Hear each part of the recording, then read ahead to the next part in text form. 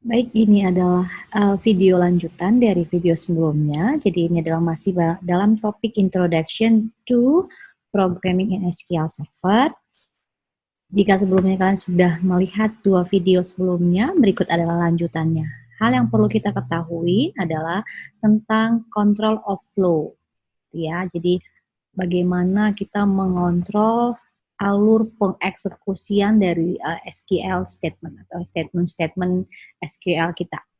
Nah, ini digunakan adalah ketika uh, statement itu akan dieksekusi berdasarkan kondisi tertentu atau akan dieksekusi secara berulang seperti itu ya. Nah, jadi di sini kita akan mempelajari ada if else statement, kemudian ada begin dan end block, kemudian ada case statement dan ada while statement. Nah, seperti apa contoh masing-masing kita akan lihat berikutnya. Oke, yang pertama adalah if else statement. Oke, kita gunakan ini adalah ketika kita akan mengeksekusi statement dalam SQL tadi secara berdasarkan kondisi-kondisi tertentu. Ya, jadi sintaks dasarnya adalah if boolean expression, oke, kemudian diikutin oleh statement SQL, kemudian else akan diikuti dengan SQL statement. Ini seharusnya tidak lagi asing bagi kita ya. Nah, jadi if kemudian memenuhi kondisi yang ditentukan, maka dia akan menjalankan statement berikutnya. Else-nya adalah menjalankan statement lainnya, ya. Nah, di sini ada kata statement atau statement block, statement atau statement block. Kalau dia hanya satu statement, silakan yang akan dieksekusi setelah if, maka silakan tuliskan tanpa blok. Namun jika yang ingin dijalankan adalah lebih dari satu statement, jangan lupa menggunakan blok ya. Demikian juga untuk else-nya di sini. Ya, sebagai contoh di sini kita bisa lihat declare party variable party karakter 11. Nah, kemudian kita akan set party dengan nilai Republikan. Kemudian kita gunakan di sini if else statement. If party sama dengan Republikan, nah akan menjalankan select all from president where party sama dengan variable party gitu. Nah, kondisi else-nya adalah kondisi di mana party itu bukan Republikan. Nah, di sini yang akan dijalankan adalah kondisi else-nya yaitu select bintang from president. Oke, gitu ya. Nah, sekarang kita masuk untuk begin dan end block. Oke, jika ada statement SQL yang multiple ya, jadi artinya jika terdapat SQL statement, beberapa SQL statement, maka kita akan menggunakan begin dan end block gitu ya sebagai kata kunci. Nah, di sini kita lihat kalau di sebelumnya kita tidak pakai begin dan end block di sini. Nah, kondisi di sini coba kita lihat contohnya. Oke. Variabel yang dideklarasikan sama kondisi if-nya masih sama dengan yang sebelumnya ya. Jadi party itu sebagai variabel dengan karakter 11, kemudian nilainya di set adalah Republikan. Nah, if party-nya sama dengan Republikan, maka akan menjalankan sintaks select bintang from president where party sama dengan party. Gitu. Nah, jika bukan Republikan, maka akan menjalankan statement yang terdiri dari dua baris statement di sini, yaitu begin set party sama dengan Democratic, select bintang from president where party sama dengan party. Jadi artinya diberikan blok begin dan end ya, di mana di dalamnya ada dua statement yang akan dijalankan gitu. Oke, mengerti ya, kalau kita tanpa pakai begin dan end, maka kondisi else ini akan mengeksekusi satu baris setelahnya gitu. Jadi baris berikutnya itu adalah artinya sudah di luar if dan else-nya. Namun ketika kita memberikan blok begin dan end, maka dengan seperti ini artinya kondisi else-nya adalah yang akan dijalankan kedua statement yang ada di dalam blok ini. Sekarang kita akan mencoba membuat satu contoh untuk menjelaskan atau untuk semakin memahami dari if else ini ya. Langsung kita coba contohnya.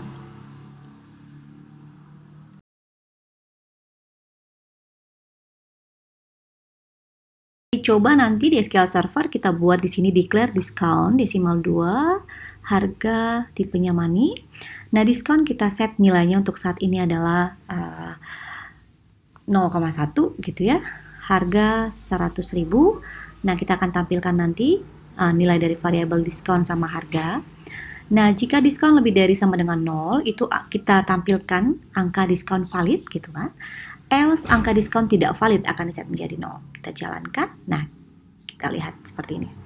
Nah, di sini angka diskon adalah minus 0,1. Nah, di sini akan menampilkan bahwa angka diskon itu tidak valid gitu ya.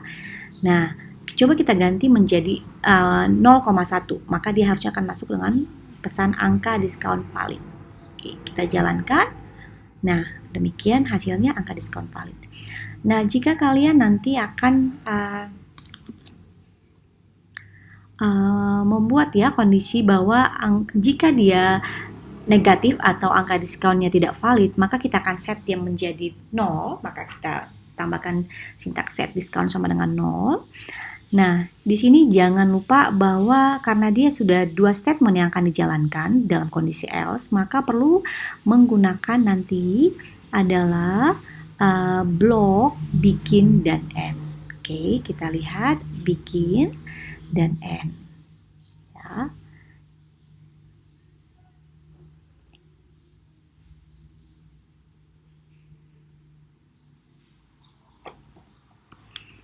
Oke, kita jalankan. Nah, dia 0,1, angka diskon valid, maka dia akan nampil 0,1. Nah, kita ganti menjadi negatif. 0. Oke, harusnya tidak valid, angka diskon tidak valid. Oke, nah akan diset menjadi 0, gitu ya. Nah, maka kita jalankan, kita lihat apakah sudah diset menjadi 0. Nah, dari 0,1 tidak valid, maka diset menjadi 0 sehingga sudah menampilkan angkanya adalah 0. Oke, demikian ya. Untuk ini kelihatan bahwa dia sudah diset menjadi 0. Jangan lupa untuk begin dan end block. Nah, kalau kita lupa untuk begin dan end block di sini, ini bisa menyebabkan kesalahan karena artinya ketika else masuk kondisi else, maka yang akan dijalankan adalah hanya baris pertama saja. Oke, setelah else tadi. Oke, coba kita lihat hasilnya kalau kita buat seperti ini ya.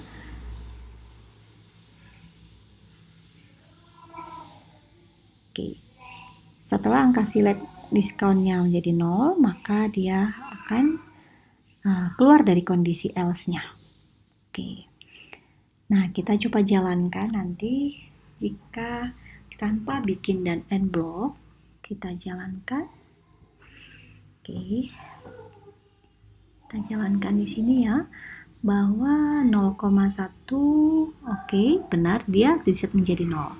Nah, kalau case dia adalah selain negatif, jadi dia contoh 0,1, nah bisa menyebabkan kesalahan nanti. Kenapa? Karena kita coba jalankan di sini. Oke, 0,1 itu sebenarnya adalah diskonnya valid. Nah, namun karena kita tidak pakai begin end, maka setelah dia menjalankan else dan satu baris statement berikutnya, maka dia akan keluar dari kondisi if else-nya dan menjalankan set diskon sama dengan 0. Gitu. Ya, maka tadi walaupun dia valid, dia tetap diset menjadi 0. Oke. Dia akan menyebabkan kesalahan. Jadi untuk itu kalian harus hati-hati ya. Kalau dia multiple statement yang akan dijalankan, maka pakailah begin dan end block sehingga hasilnya nanti tidak salah.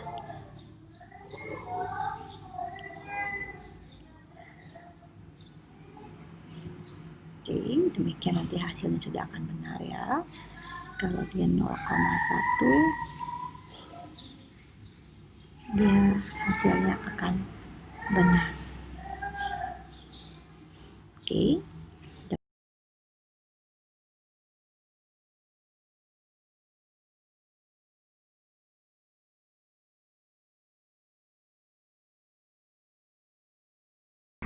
Oke, berikutnya kita akan coba dengan contoh kedua menggunakan if else, namun di sini kita sudah menggunakan select ya. Nah, di sini kita coba declare contact title, lalu kita set contact title sama dengan owner. Kemudian kita gunakan if jika contact title-nya owner, maka dia akan menjalankan statement select company contact title from customer, where contact title-nya sama dengan owner di situ ya. Nah, kita jalankan. Ini akan menampilkan owner. Kondisi else-nya adalah jika bukan owner, maka dia akan menjalankan adalah selain owner. Nah, kita ganti misalnya di sini kita set blank, maka dia akan menjalankan kondisi else, yaitu di bagian bukan owner gitu ya. Jadi ditampilkan selain yang owner, demikian ya.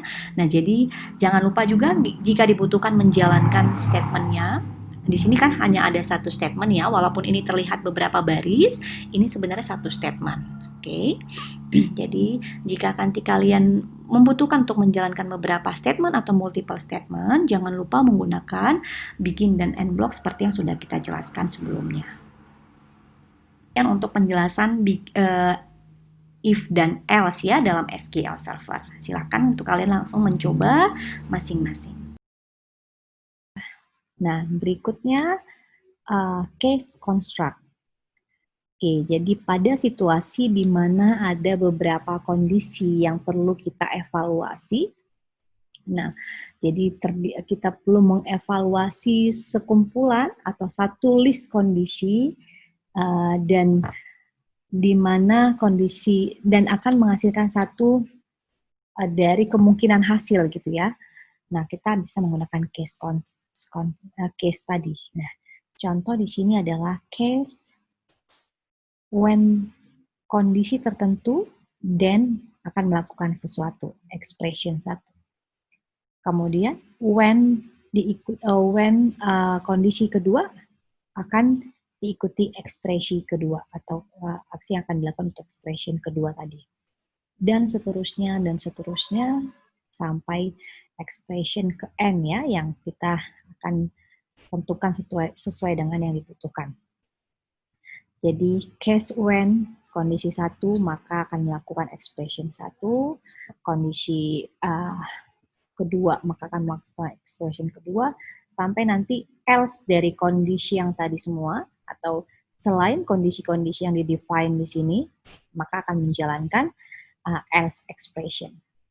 Oke. Nah, di sini kita lihat case ini akan ditutup dengan N ya. Nah, kita lihat di sini sebagai contoh. Nah, di sini kita declare card party, karakter 1.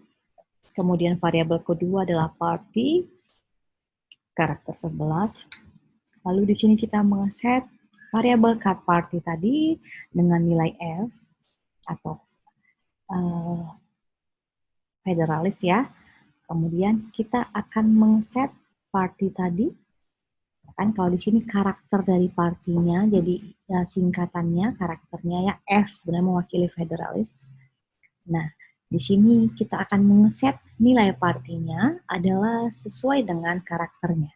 Jadi di sini kita set nilai partinya adalah jika card partinya itu when dia D, maka party ini akan diisi dengan Democratic.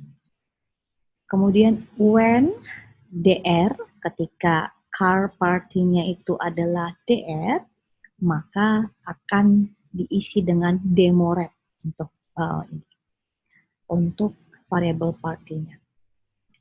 When F, then federalis. When W, maka akan diisi dengan party week gitu ya. Nah, jadi di sini kita lihat bahwa case when tadi kita gunakan ketika kita mau mengevaluasi, memeriksa beberapa kondisi, kan? Dan yang diambil adalah hasilnya adalah salah satu kondisi yang memenuhi.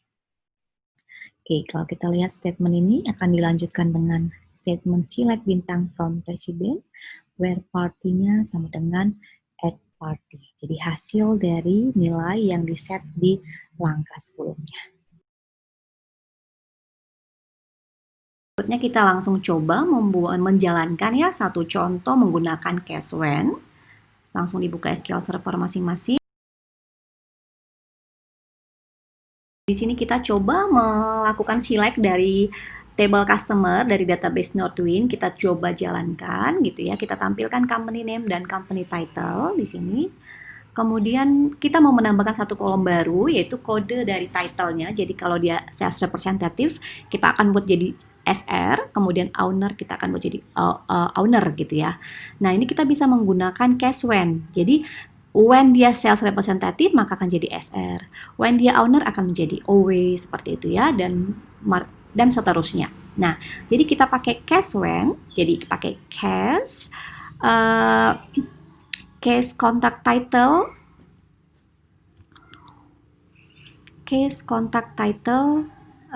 case when, nanti pakai case when, case contact title, kita ketik di sini case contact title-nya, when sales representative, when owner, maka then dikasih jadi OW, seperti itu ya, OW. Oke. Nah, kemudian case dia dikasih N ya, case itu diakhiri dengan N. Nah, kita lihat seperti ini, maka ketika dia owner, maka akan diberikan OW sebagai code-nya gitu. Nah, kemudian kita bisa kasih ya indentasinya demikian. Jadi kita buat ke bawah kolom yang akan kita select agar lebih rapi dan mudah dibaca saja. Kita tampilkan demikian. Jadi untuk kolom ketiga itu kita akan buat pakai case when. Jadi kalau dia owner akan ditampilkan jadi OW untuk kodenya. Nah, kemudian kita buat berikutnya. Oke, kita jalankan dulu. Kita lihat hasilnya sama dengan yang tadi. Nah, kita buat berikutnya adalah when contact title-nya owner itu sudah OW tadi ya. Sekarang kita mau tambahkan when contact title-nya adalah dengan title berikutnya. Jadi kita tambahkan di sini adalah sales representative. Jadi kita copy saja tadi contohnya ya. Nah, when sales representative, nah kita akan buat dia menjadi SR. Kemudian when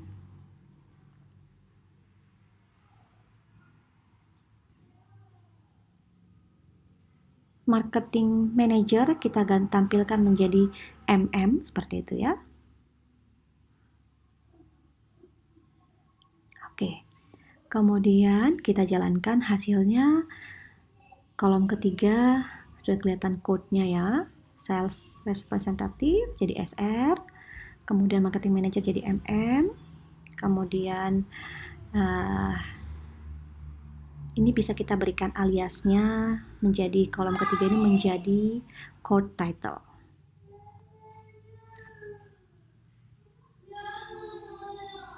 Oke, kita jalankan. Nah di sini ya kita lihat di sini kolom ketiga kita udah gunakan case when-nya. Nah ada beberapa yang null yang masih belum sesuai dengan beberapa when yang tadi ya yang kita buat di atas. Nah kita bisa kasih else, jadi artinya selain dari kondisi dia owner, sales representative dan marketing manager akan di set jadi other. Demikian contohnya untuk case when. Silakan dicoba masing-masing nanti ya. Oke, baik. Yang keempat adalah while. Jadi dengan menggunakan while kita memungkinkan kita untuk mengeksekusi statement secara berulang gitu ya. Selama kondisi yang diberikan itu masih benar gitu ya. Kondisi yang seperti apa? Nah, kita lihat di sini. Jadi while kondisi tertentu, maka ini akan menjalankan statement-statement, satu statement atau beberapa statement ya. Maka di sini terlihat kita lihat ada statement garis miring statement block gitu ya. Nah, ketika masih terpenuhi kondisi ini maka statement ini akan dilanjutkan sampai akhirnya sudah tidak memenuhi kondisi ini.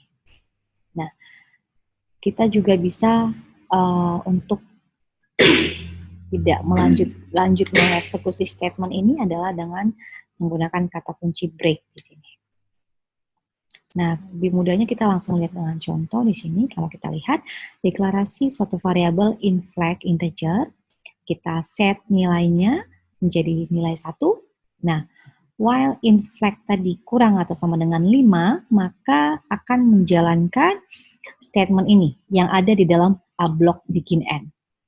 Nah, yang dilakukan adalah print in flag tadi, kemudian men-set nilai dari in flag menjadi in flag plus 1. Ya.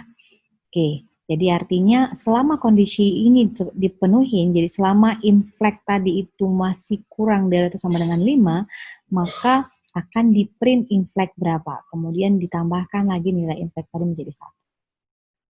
Oke, atau contoh lain yang kita lihat di sini adalah dengan kita melihat bahwa while itu kita gunakan looping sebagai looping untuk select suatu nilai dari database, satu table dalam database kita, lalu sekaligus mengupdate.